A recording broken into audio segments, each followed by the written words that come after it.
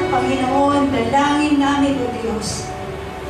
Ang iyong insahero, Panginoon, sa umaga ito, O Diyos. Ang aming pastor, si Pastor Cristino Landa, Panginoon. Patuloy niyo po siya, Panginoon, na lukuban ng iyong banal na Espiritu, O Diyos. Ang lahat ng mamuputawi, Panginoon, sa kanyang ibig, Panginoon, ay tanging nagagaling lamang sa iyo, O Diyos. Hallelujah. Salamat po, Panginoon, sa buhay niya, Panginoon, na nagpapatuloy at hindi nagsasawa, O Diyos, na maglingkod sa iyo, Lord. Salamat po, Ama.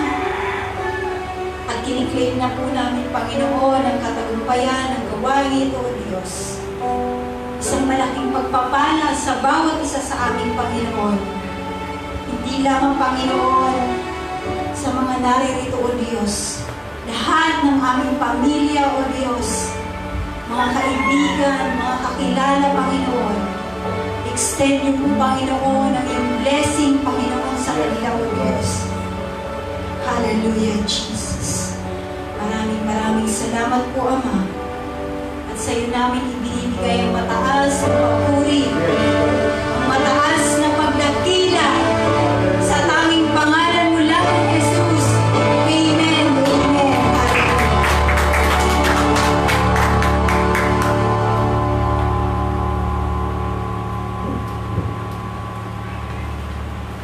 Sino pong excited na umahon sa Panginoon? Amen. Hallelujah! Sa pong palakpak para sa Panginoon! Hallelujah! Pinakamalakas na palakpak! Hallelujah! Hallelujah, Jesus! Salamat po, Panginoon! Hallelujah! Hallelujah! Hallelujah! Napakabuti mo po, Panginoon!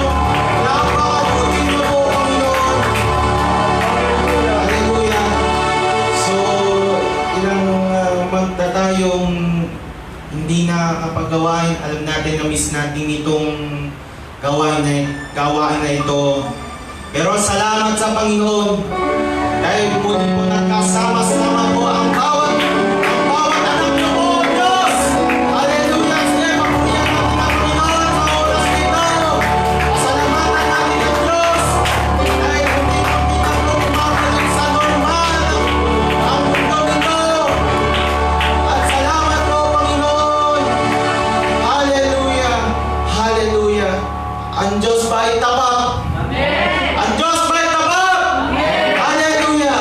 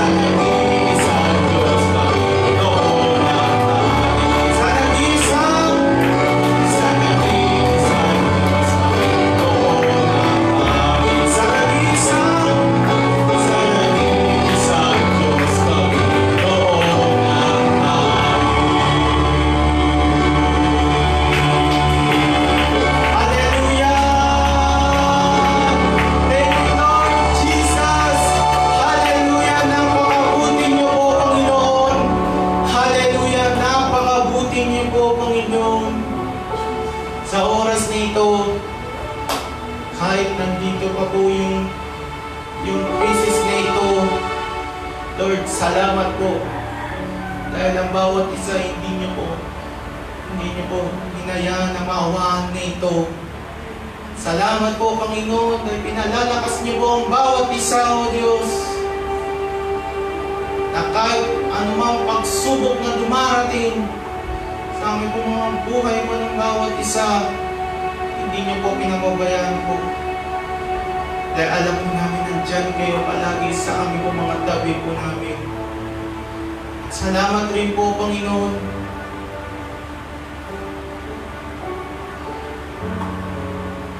Dahil sa inyong biyaya,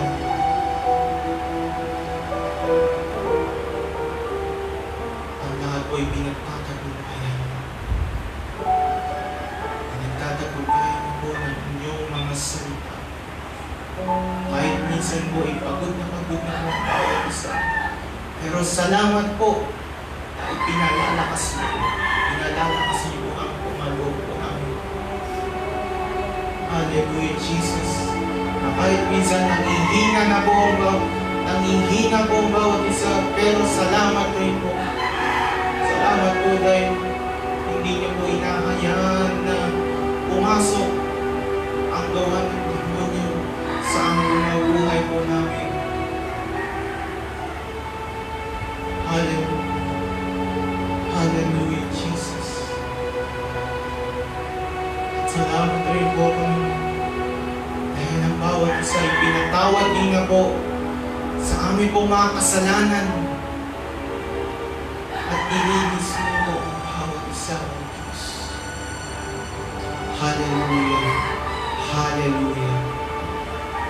Hallelujah. Hallelujah. Hallelujah, Jesus. Hallelujah. Napakabuti niyo po, Panginoon. Napakabuti niyo po, Panginoon. Hallelujah. Ang mga salita niyo hindi nagbabago, hindi nagkukulang. Dahil nandyan palagi ang inyong mga salita. Mas maintindihan po ng bawat isa ang mensahe. Hallelujah. Hallelujah, Jesus. Hallelujah. Hallelujah, Jesus.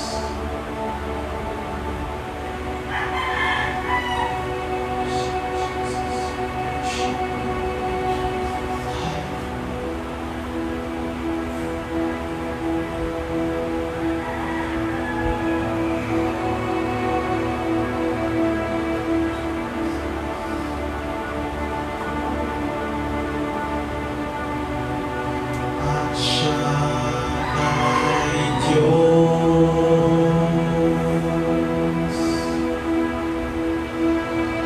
Siya ay Diyos. Siya ay nabuhay na muli. Siya ay nabuhay na muli.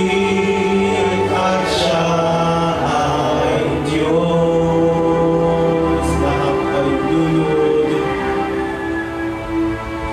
Lahat ay lunod. Lahat ay magsasabi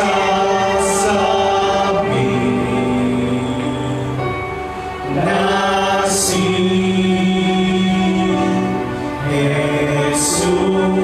Jesus ay Diyos. Minsan ba, at siya ay Diyos. At siya ay Diyos. Siya ay Diyos. Siya ay nabuhay na muli. Siya ay nabuhay na muli. At siya ay Diyos. Lahat ay lunod.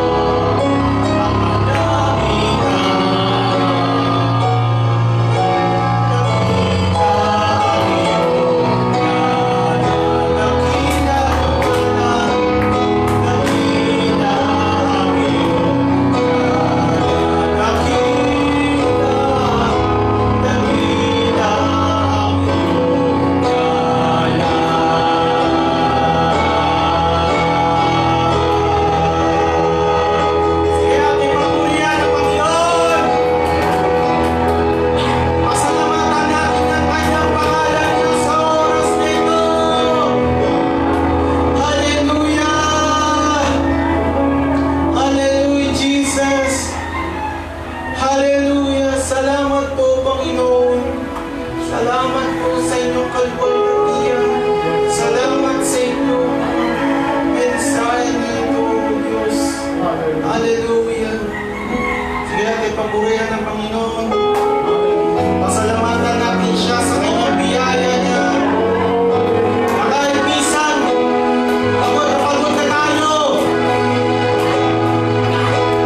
Pero pag ikaw ay malakas sa Panginoon, papalakasin ka niya. Hallelujah. Hallelujah, Jesus. Hallelujah. Worship you, Lord. Hallelujah. Lord, salamat po, Panginoon. Hallelujah. Hallelujah. Na kahit po nasa kalagitnaan po ng nangyayari po sa mundong ito, hindi niyo po pinababayaan ng bawat isa. Dahil po kayo lang po ang tunay na mamagamot. Hallelujah. Iparanas mo sa amin ang iyong kapangyarihan. Iparanas mo sa amin ang iyong kalwalhatian. Ang ganang aming kaluway, mapuspos ng lubusan, at sa aming kalagitnaan ay umabang ang kalangitan. Dakila ang iyong ngalan. Iparanas mo sa amin ang iyong kapangyarihan. Iparanas mo sa amin ang iyong kalwalhatian. Ang ganang aming kaluway, mapuspos ng lubusan, at sa aming kalagitnaan umabang ang kalangitan.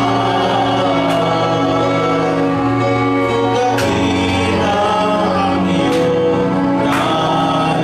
So, di pagkakataon nito, iparanas mo sa amin ang iyong kapangyarihan. Sige, sigaw niyo sa Panginoon. Iparanas mo Hallelujah. Hallelujah. kapian. Tunay niya kayo, Panginoon. Tunay niya kayo, Diyos. Salamat sa iyong kalwalhatian. Salamat sa iyong kapangyarihan, Diyos. Sige. Hallelujah. Sige. Sigaw niya sa Panginoon. Hallelujah.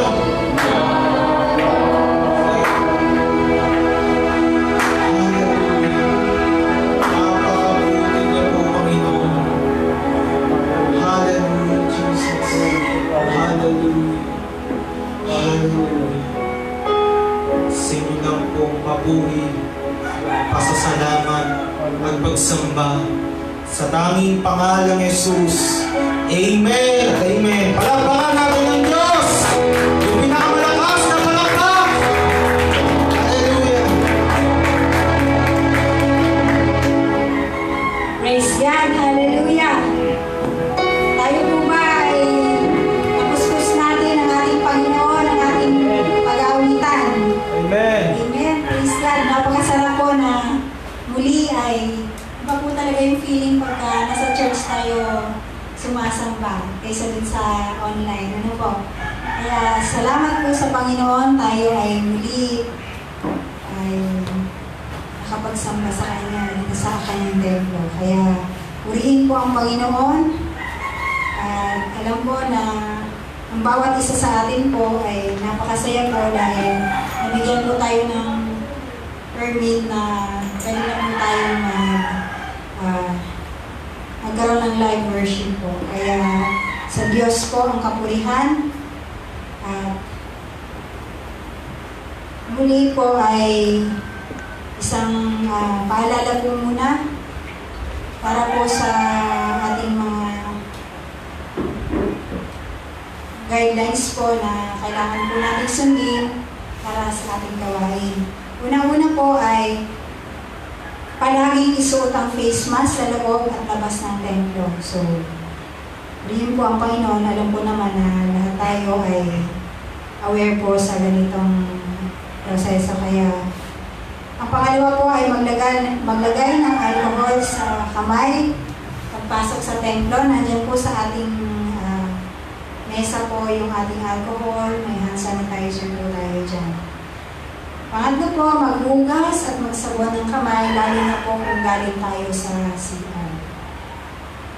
Bukod sa pag-iwas sa kamaya, yakapan, at iba pang pakikipag-ugnayan sa katawan, dapat din pong mapanatili natin yung 1 metro na distansya mula sa iba. So, panglima po,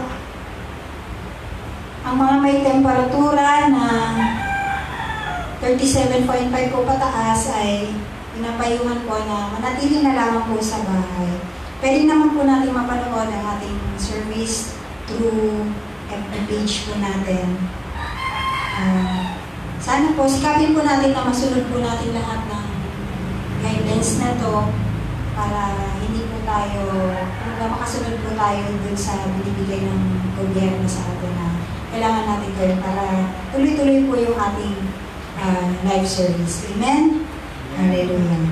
Purihin po ang Panginoon at alam ko po na ang bawat isa ay handang-handa na. Handa na po ba kayong makinig ng salita ng Diyos? Amen. Amen. Parang ang iyon ay ano lang Handa na po ba kayong makinig ng salita ng Diyos? Amen. Amen. Purihin po ang Panginoon. Kanina po na nag-aawitan tayo ay napakasarap po. Actually, hindi lang nag-aawitan. Pagpasok pa lang ay talagang nararamdaman mo yung presensya ng Panginoon. Napakasarap po na tayo po ay nagkakaroon ng gawain na ganito. Kung tayo pakontento lang sa bahay, masarap pa rin po yung nakikipag-ugnay tayo sa Panginoon dito sa kanyang banal na tahanan. Kaya salamat po sa Diyos at alam ko na ang bawat isa sa atin ay handang-handa na makinig, tumanggap ng mga pagpapala na nagmumula sa ating Panginoon at kanyang banal na salita. Kaya tinatawagan ko lang po ang ating pastor, Pastor Cristina Landa.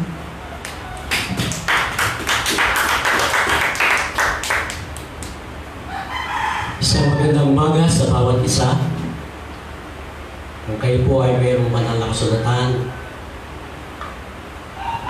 makibukas po kayo sa akin sa aklat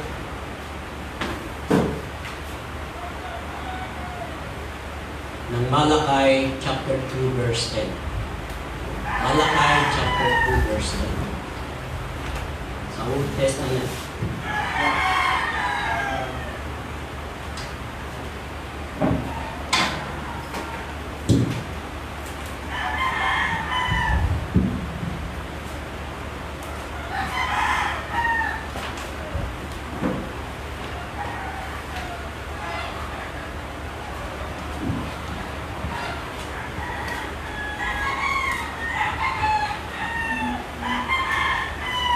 Nasumpungan tayo po ito kayo bilang paggalang sa salita ng Diyos. So, ganito po ang sinasabi ng sa aklat ng Malakay chapter 2 verse 10. Hindi ba iisa ang ating Ama at ito'y isang Diyos na dumalang sa atin? Kung gayon, bakit sumisira tayo sa pangako sa isa't isa? At bakit winawala ang kabuluhan natin ang kasunduan ng Diyos at ng ating mga magulang? Pagpalain ng salita ng Diyos, tayo po'y manalangin. Aking Amang nasa langit, Diyos na makapangyarihan sa lahat. Napakabuti mo at napakatapat mo sa amin. Salamat po sa pagkakataon itong muli, Panginoon, na kaloob mo sa amin, na kung saan ay muli kami ay nakapag-worship sa iyo. Ay balik namin ang matataas na papuri sa pamamagitan ng awit Alam namin, Lord Diyos, pangkaraniwan lang ang mga bagay na ito sa aming mga awit. Pero isang bagay, Panginoon, ang pinatutunayan dito, nararanasan namin ang pagsama ng iyong presensya sa aming buhay. Salamat, O Diyos, samahan kami sa aming maiksing pagbubuhay ng iyong salita sa umagang ito. Ikaw ang maluwalhati, ikaw po ang madakila. At tunay nga, Panginoon, na kung saan sa second week ng buwang ito, kung di pa ako nagkakamali, ito ay pinagdiriwang din ng ating bansa yung tinatawag na Father's Day. So napakahalaga na kung saan tayo ay magtetema na kung saan ang title ng ating pag-aaralan, ang Diyos bilang Ama. So purihin ka, O Diyos, samahan kami ng kapangyarihan ng Banal ng Espiritu Santo. Salamat sa kalinisan pinagkaloob mo sa amin na sa oras na ito kami ay makalalapit na sa trono ng biyaya na may malinis na puso at walang kapintasan. Salamat sa iyo, Diyos, at hindi ka namin pupurihin, dadakilain at buliwalatiin sa pangalan ni Jesus. Ito ang samot ka lang. Amen. So tayo po ay makakaupo na. Mahalaga na kung saan, una sa lahat, kung ating iisipin ang Diyos bilang Ama ng lahat ng tao. Tunay na napakabuti mo, Panginoon, sa buhay namin, na ikaw lamang ang may kakayahan, Panginoon. Maglagay sa puso namin yung tinatawag na pangangailangan ng aming mga sarili, yung tinatawag na longings. Kaya nga sa bagay ito, salamat po na muli naranasan namin ang kaluwalhatian mo. Una sa lahat, ang Diyos bilang Ama ng lahat ng tao. Kaya nga po ito sa aklat ng mga Gawa, Kapitulo 17, talata 26 hanggang 29, ganito po ang sinasabi.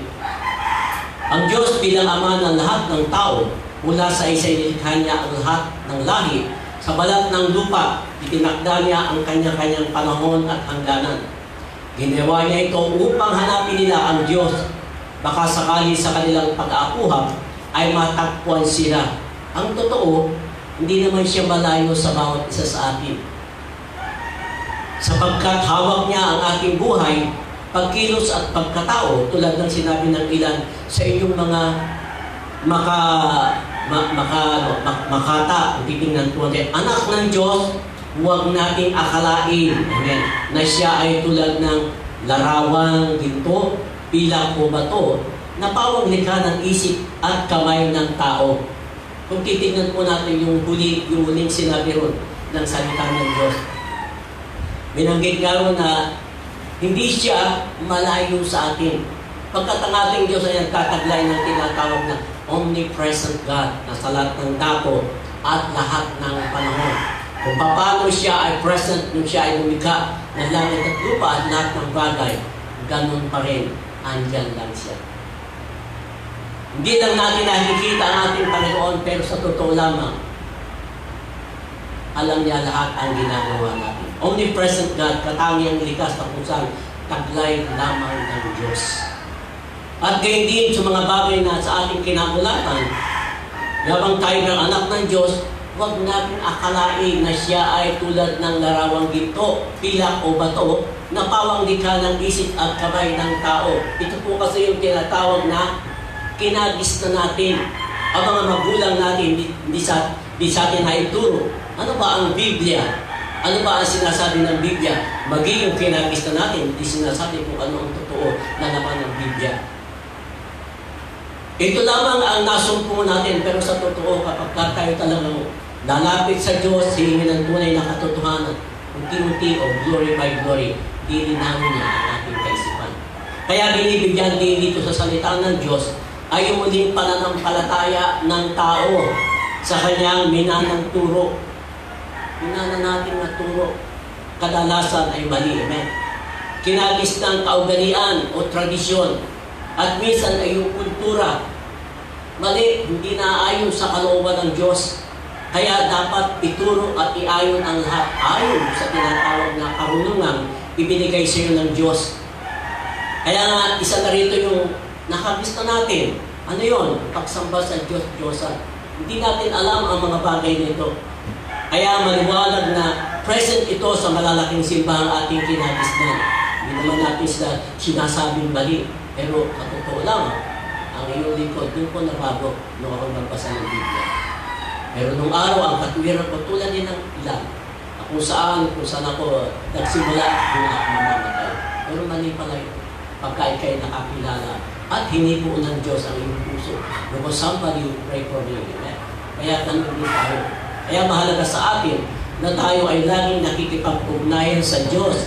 At dapat natin tandaan ang pagkikipag-ugnayan sa Diyos araw-araw. At hanggat maaari, dapat alam mo ang nilalapitan mo, hindi basta-basta. Hindi siya si President Duterte na nilalapitan mo sa karaniwang tao. Inahalal ng tao. Pero ang Diyos siya ang may-ari ng lahat ng buhay. Kaya nga po mahalaga na kung saan mas maganda sa araw-araw na paglapit natin sa Diyos, hindi lang tayo nagsasalita ng prayers. Amen? Ang ating pagpupuri po, mahalaga po sa Diyos yun. Kung paano natin siya kinikilala. Kaya sa ating buhay, sasama lamang siya pagka naaayon sa kanyang kalooban ang binabanggit po sa iyong panalangin. Kaya, kung titignan po natin,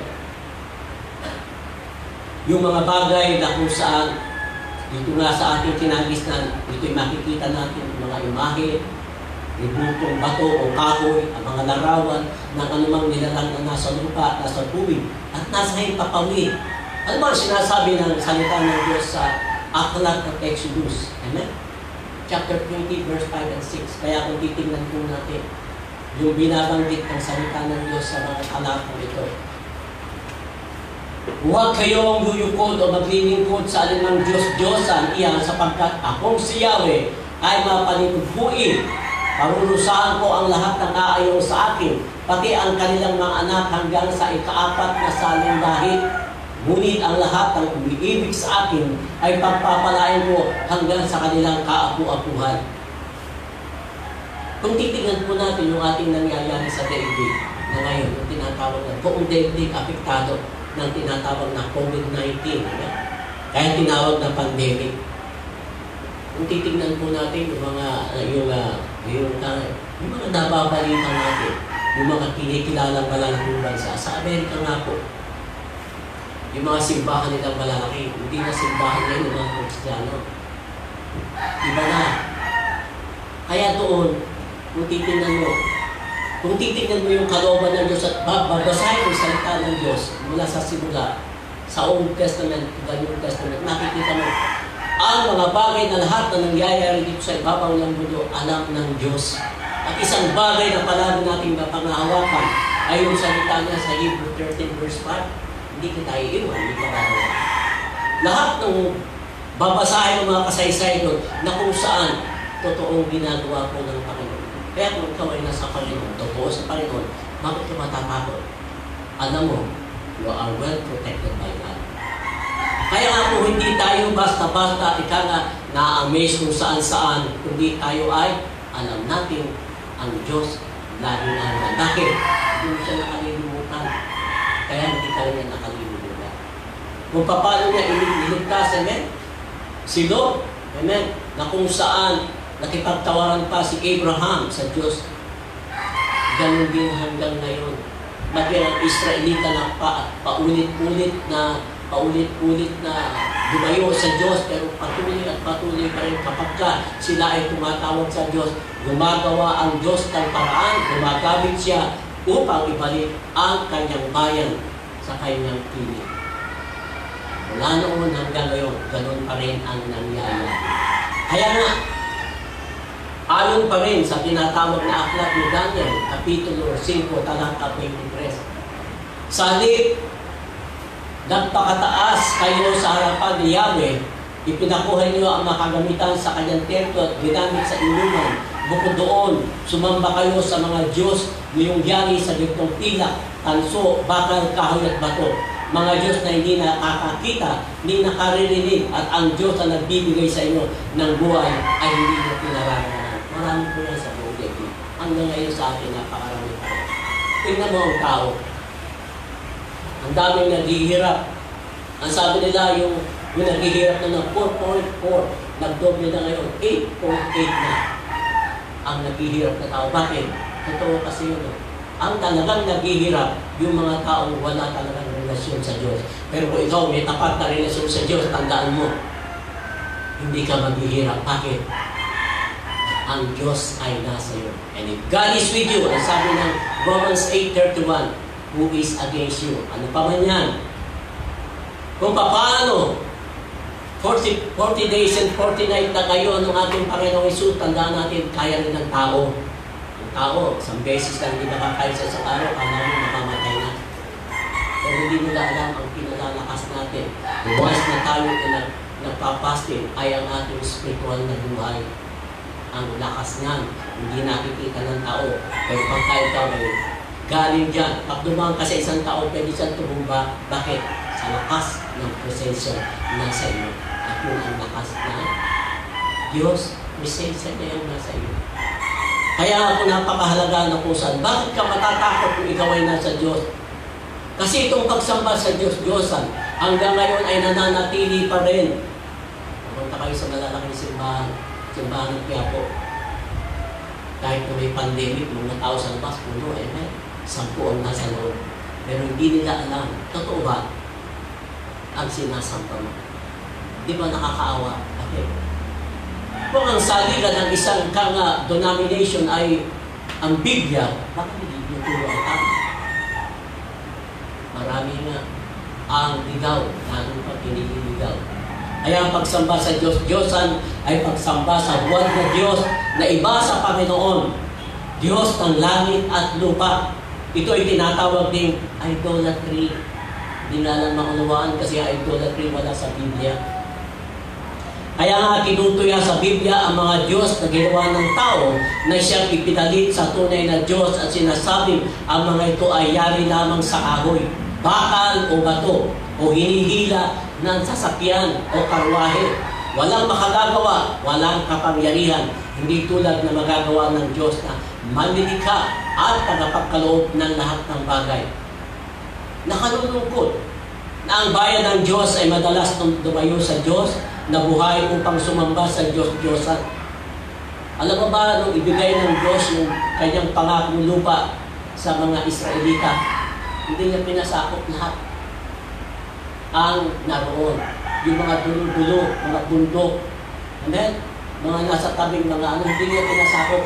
Kasi ito ang ginamit ng Diyos upang tignan kung tapat sa Kanya ang kanyang bayang Israel.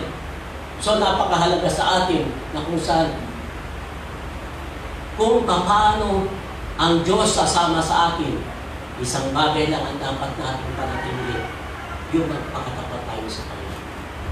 Minsan kasi, pag dumadanas tayo ng hirap, akala natin, pinabayaan na tayo. Hindi po, tandaan po natin, ang Diyos laging andyan. Mas ang pabor ay nasa iyo. Bakit? Kung titingnan mo, from the Old Testament to the New Testament, never na pinabayaan ng Diyos ang kanyang mga anak. Binaghirap ba? Akala nila kasi pag wala nang kinakain, mahirap na ang tao. Hindi. Akala ng tao kapag walang kinain ng isang tao ng 1 linggo, mamamatay ka na. Hindi.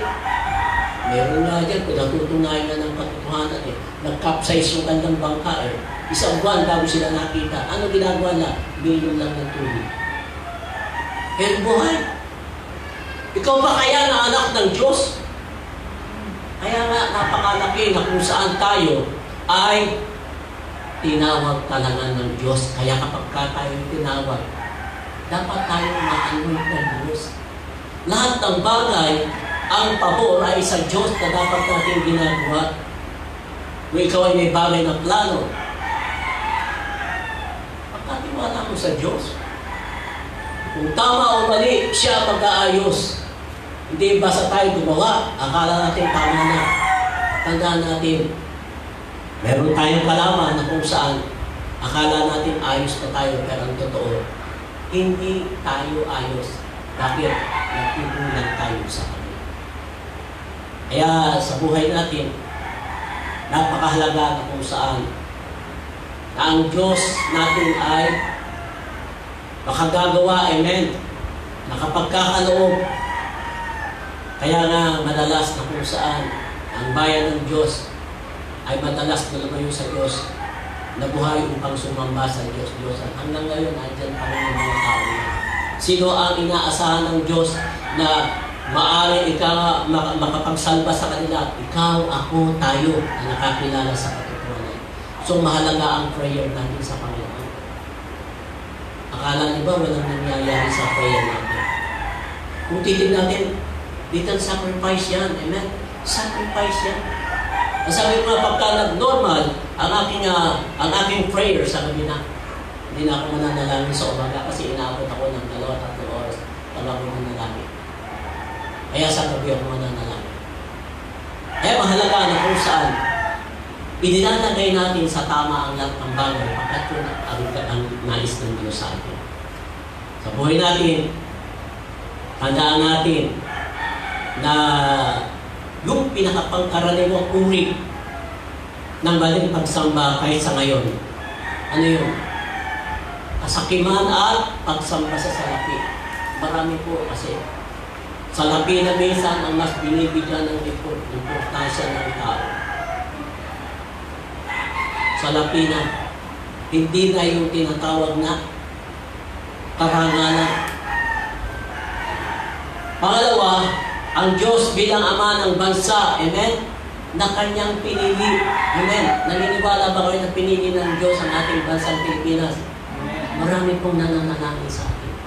Unlike nung araw.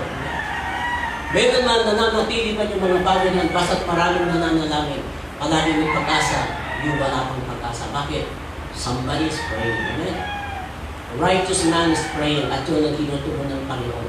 Ang mga tao na kung saan andyan pa rin sa iyo yung tinatawag na simple nature, amen. Kahit kang katuta ka manalangin, nadidinig ka ng Diyos. Kahit saan katuta ka, humingi ng tawad, nadidinig ka ng Diyos.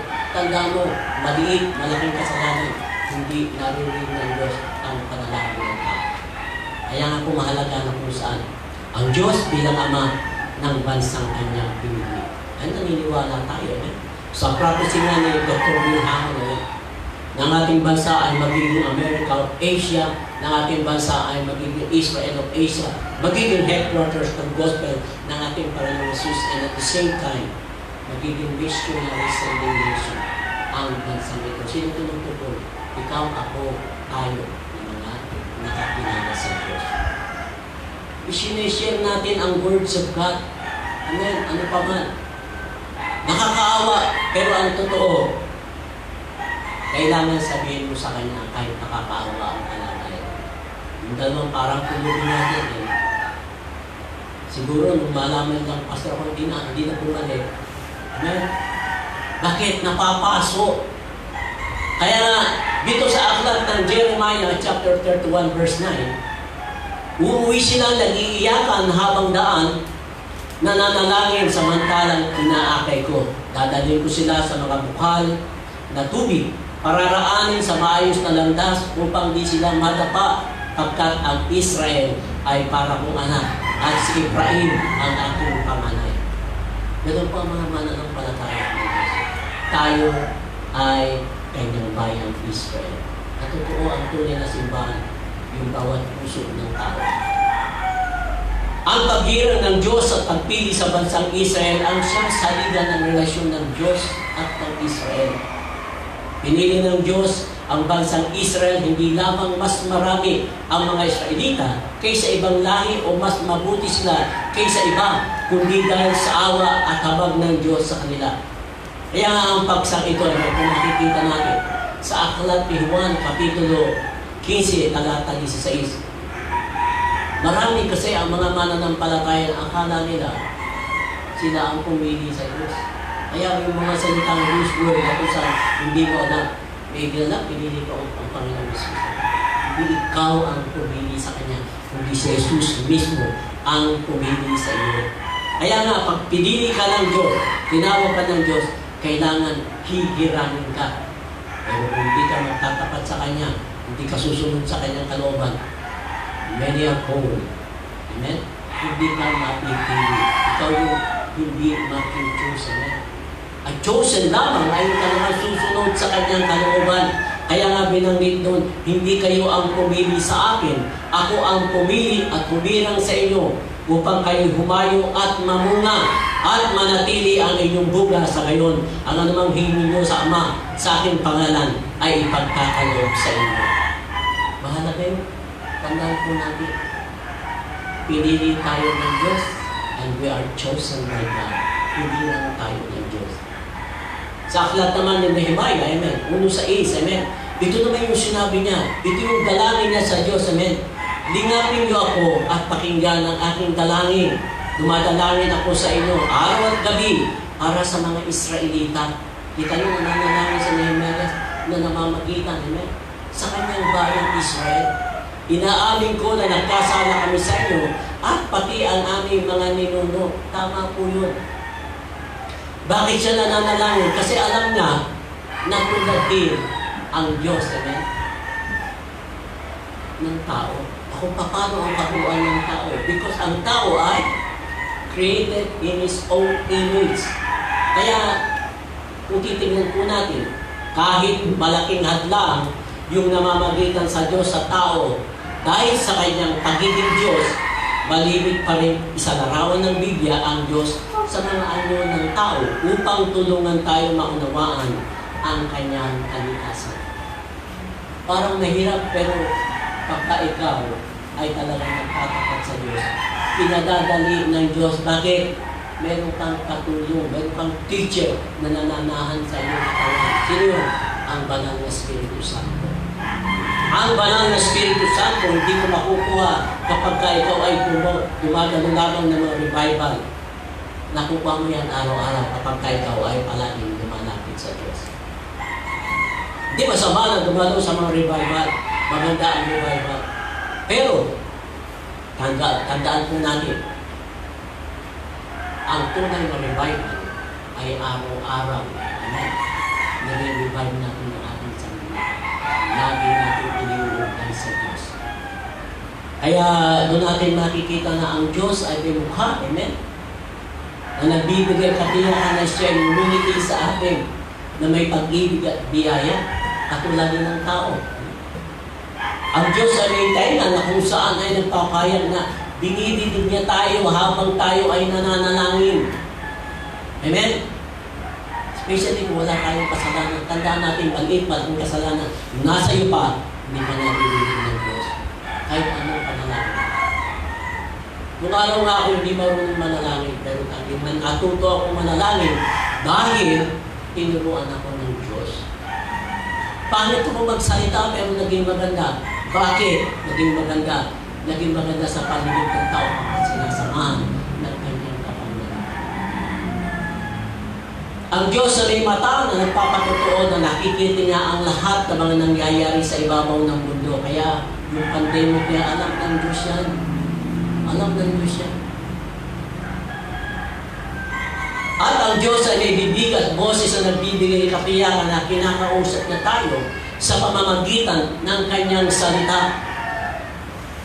Ang Diyos ay may daliri na nagpapakita na ginawa niya ang lahat ng bagay. Isang tiyak na mahalaga ay ang mga kamay ng Diyos ay nagpapatunay na siya ay nagliligtas, nag-aakay, nagkakaloob at nag-iingat sa atin. Bagamat sa pamamagitan pa rin ng kanyang mga kamay ay nararanasan natin ang pagpalo at parusa. Kasi gusto niya manumbalik tayo sa Kanya. Kaya kung dumating man ang ganyan tinatawag na pagsubok, amen, sa buong mundo, nais ng Diyos na maaalala mo siya, paano kung ang tao nasa maling denomination? Dalangin sila ng dalangin, tapos biglang nakatumama ng wedding, sabi, pinatama ako ng Diyos. Hindi po. Hindi ka patatamahin ng Diyos sa wedding. Kasi yung ang mas mahalaga, yung bagay na pakikinabangan mo. Amen? Kasiguruhan sa buhay na walang hanggan sa kanyang kamay. Yun ang mahalaga. Kasi lahat ng tao, mahirap, mayaman, pag dumating sa hangganan ng kanyang buhay, ang gusto niya, pupunta siya sa langit. Kita niyo ang tao. Bakit ka alam? Kasi yung kaluluwa niya mahal ng Diyos at nakakaalam. Ang kaluluwa, nakakaalam. Amen? At gusto ng kaluluwa, amen, doon siya sa kabutihan. Kaya ang tao, amen, kahit buhay pa na narito sa ibabaw ng lupa, nasasabi niya, amen, Kaya lang mali ang kanyang kinagisnan at pagkakakilala. Kasi sa kabutihan lang siya nakabatay, hindi sa pananampalataya. Kaya dapat malaman nga ng tao sa pamamagitan mo, amen? Na sa pamamagitan ng biyaya ng Diyos, siya ay maliligtas, amen? Sa pamamagitan ng pananampalataya. Kung sa kabutihan lang, amen? Hindi ka darating na isa yung inaasahan patungo ng langit. Kundi doon ka pa rin, amen? Sa pupuntahang paibaba. Kaya nga, ang ating pagkaunawa kung sino nga ang Diyos at kung ano siya ay lalo pang ipinaliwanag sa tuwing ang Biblia ay tumutukoy sa mga katangian na nakikita sa mga ama at ina ng tahanan. Ang Diyos ay nilarawan sa Biblia bilang Ama, ang Ama ng lahat dahil nilikha niya ang bawat isa. At higit sa lahat, siya rin ang Ama ng lahat ng tumanggap kay Jesus bilang Panginoon at tagapagligtas. Bilang Ama, tandaan natin ang Diyos ay mahabagin, puno ng pag-ibig, marunong sa lahat, at makatarungan. Ang malapit na damdamin ng Diyos para sa kanyang bayan ay inihambing sa magiliw, maamo, at mapag-arugang damdamin. Isang napagmahal na ina sa kanyang anak. Ang iba pang mga katangian ng tao katulad ng panibugho at pagkagalit na makikita nating mali ay nagiging tama kung itutukoy sa Diyos. Ang lahat ng katangiang pantao na nasa Diyos ay makatutulong sa ating pang-unawa tungkol sa sangkatauhan na nilikha niya ayon sa kanyang larawan.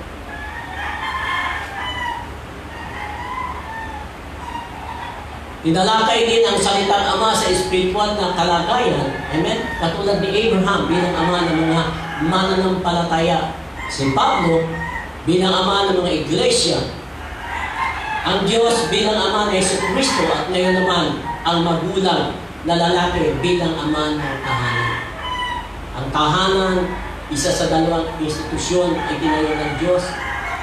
Ito ay binubuo ng isang pamilya. Ang ama, tinaguri ang haligan ng tahanan. Ang ina, ang siyang ilaw ng tahanan. Ang mga anak, ang bunga ng pagmamahalan. Maraming kaakibat na responsibilidad ang ama sa pamilya. Una sa rito, ang subaybay sa gawaing pangrelihiyon. Dapat ay tama at umaayon sa kalooban ng Diyos. May tunay na relasyon sa Panginoon. Pangalawa ay may pananagutan sa pagtuturo o edukasyon ng kanyang mga anak. Pangatlo, may pananagutan sa pagdidisiplina at pagkakaloob ng mga pangangailangan at sa huli, nagbibigay ng pagpapala sa mga anak. Kung mahalaga sa atin na ang ama, ano pa man yan, amen. Katulad nung naaniga sa GMA na kung saan 20 years na lumayo siya sa kanyang mga anak, 3 anak niya. Ngayon, naghihirap na siya. Amen. Isa lang ang hiling niya. Siguro pinagsisisiyan niya ang kanyang kalagayan. Namuhay siya mag-isa. Alam mo ba, ano sa isipan mo ang anak, kung halimbawa iiwanan mo, kung naiiwan mo siya. Maliliit pa yung mga anak namin, iwan niya 20 years. Ano? Siguro, binata na yun, baka may mga asawa niya yung ano. Ngayon, gusto niya makapiling na alam na bakit hirap na siya at siya ay nag-iisa sa buhay. Wala siyang kasama kundi dalawang aso doon sa kanya, pedicab. Ang ganitong mga tao, ay natandaan natin, hindi niya alam ang responsibility niya bilang ama. Ang ama kasi, gaano man niyang kahirap kayo, basta magkakasama kayo mag-ama, mag-iina. Yan ang sinasamahan ng Panginoon. Lalo-lalo na kung siya ay nakakilala sa Diyos. Kaya nga mahalaga na kung saan. Maibabalik mo pa ba? Kung sakali man, hindi mo maialis sa iyong mga anak kung karoon ng tinatawag na sama ng loob. Ako nga lang, malalaki na kami. Nung iwan kami ng tatay ko So, mamantog ko. Siyempre, iba yung buo ang pamilya, sama-sama kayo sa hirap at ginhawa. At totoo lang, hindi ko nabigyan ng ginhawa ang aking ina. Awa kasi ako sa nanay ko. Hirap. Kaya nga, yung isang bagay na kung saan, kung ano ang ginawa mo bilang ama sa iyong mga anak, merong anak na hindi makalimutan, lalo na kung ang anak ay malapit sa Panginoon. Kaya responsibility ng isang ama, amen. May pananagutan, amen. Hindi lamang sa pagtuturo, amen. Sa edukasyon ng mga anak, hindi lamang sa pagdidisiplina at pagkakalog ng pangangailangan. Amen? Kailangan magbigay ka rin ng pagpapala sa mga anak. Paano ka magbibigay ng pagpapala sa iyong mga anak kung ikaw ay 20 taon, hindi mo sila kasama? Kaya mahalaga na kung saan, hindi pinag-uusapan dito, amen, na ang buhay ay mahirap. Pero pag nakakilala kayo sa Panginoon, hindi papayag ang Diyos na kayang mga anak ay mahirap. Walang mahirap sa anak ng Diyos. Lalo na kayo tapat sa Kanya, itataas kayo ng Diyos. At totoo yun. Lalo na kayo tapat, itataas kayo ng Diyos. Kaya nga, nakatingin kasi ang tao doon sa kanyang kapaligiran, sa kanyang bagay na nakikita. Kailangan, halimbawa, doon lang tayo nakatingin lagi. Look unto Jesus, the author and finisher of our faith. Never napabayaan ka. Ang tingin mo, ang lahat ng promises ng Diyos at masusumpungan mo ang lahat ng iyan. Pagkat ang Diyos ay mabutit, makapangyarihan sa lahat. Kaya niyang gawin ang lahat. Everything is possible to God. Ano man ang imposible sa tao, pagdating sa Diyos, lahat yung imposible. So, anong problema mo? Kahirapan. Ang mahalaga, yung itinatayo mong tahanan, si Kristo ang pundasyon. Kaya nga, sa araw na ito, araw nga ng Ama, tandaan ko natin, napakahalaga kung saan.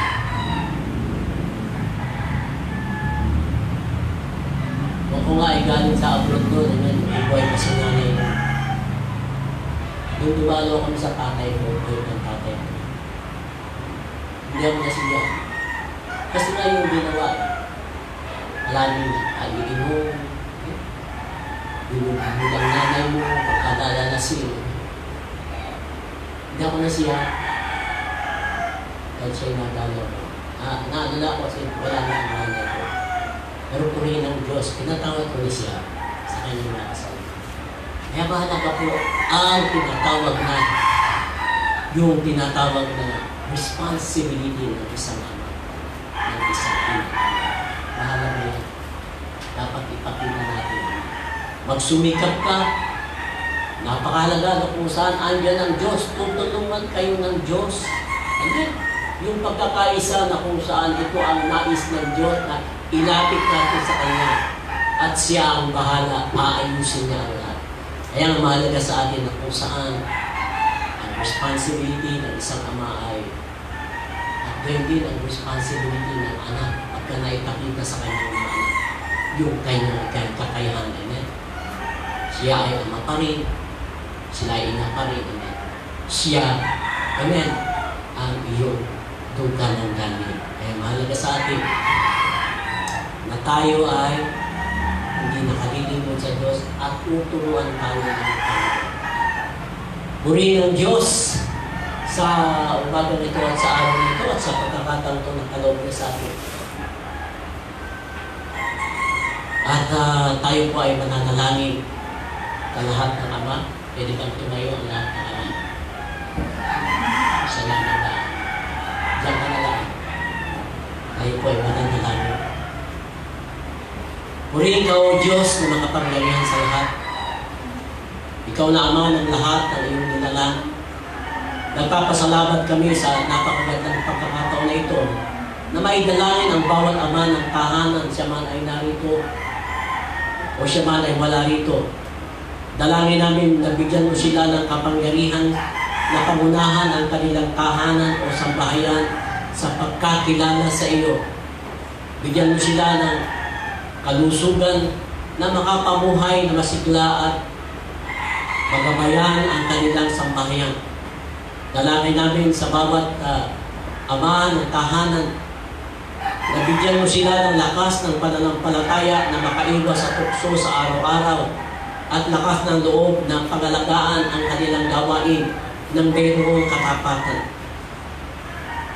Ngayon din, dalangin namin sa lahat ng ama ng tahanan, nandito man o wala, na bigyan mo sila ng karunungan na dulot ng Espiritong Banal. Bigyan mo sila ng pusong pastor na pastoran ang kanilang tahanan bilang munting iglesia. Kaya o Diyos, sa bawat ama ng tahanan, andito man sila o hindi, o wala dito, dalangin namin ang lahat ng ito, O Diyos.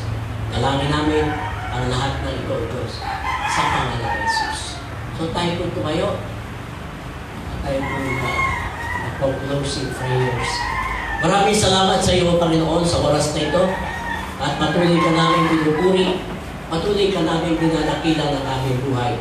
Salamat po sa mixing na mensahe na ipaabot namin, Panginoon, na sana ikaw ang nakakila, ikaw ang naluwalhati ng aming buhay, Panginoon.